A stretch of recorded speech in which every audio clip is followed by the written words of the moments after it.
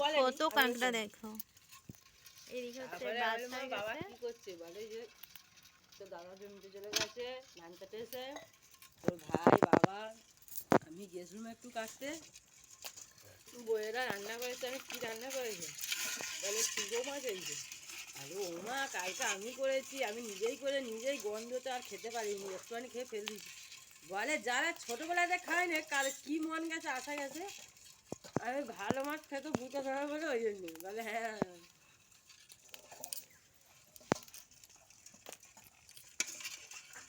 Cycle নিয়ে যাইনি আজকে? হ্যাঁ কেমন হলো?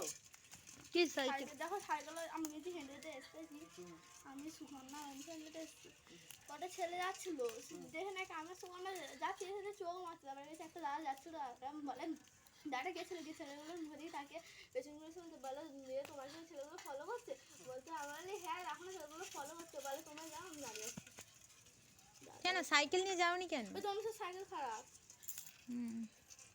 ওই আমি তখন সকালবেলায় বারণ করতো তোকে, আমি যেদিনে যখন যা বলবো তার মা শুনবে তো, তখন কি বলতো হ্যাঁ ও একদিন আমাকে সাইকেল করে নিয়ে গেছিল, সাইকেল খারাপ ছিল, সাইকেল করে নিয়ে এলো, এই আরাধ্যা আজকে হেঁটে যাবি, আরাধ্যা কালকে সেটা যাবি, আরাধ্যা আজকে হেঁটে যাবি,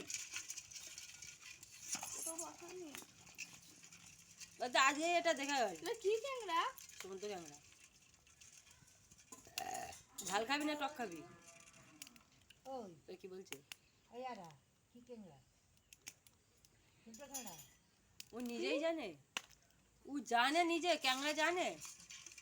এখন কত তোর বাপ ক্যাংরা ধরে ধরে নিচ্ছে, ওর দাদুও কত ধরে নিয়েছে। এই এক বালতি করে ক্যাংরা নিয়েছে, গোটা পাড়ায় বিলি বিলি আসবে। কি খাবি, ঝাল খাবি না টক খাবি? টক খাবো। হ্যাঁ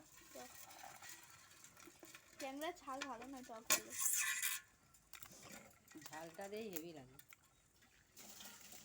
ডাঁটাও ফেল দিব।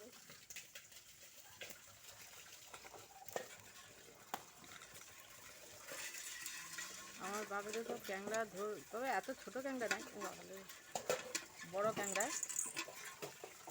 বড় ক্যাংরার চিটি ডানাগুলো নেই, এইটা মনে হয় মরে গেছে। এই ডানাগুলোই এরকম মোটা মোটা। পুচকেটা না জানতো সে না, পুচকেটা মরে গেছে। ওই যেটা ভাঙা তো, হ্যাঁ ওই তো নড়তেছে নাকি?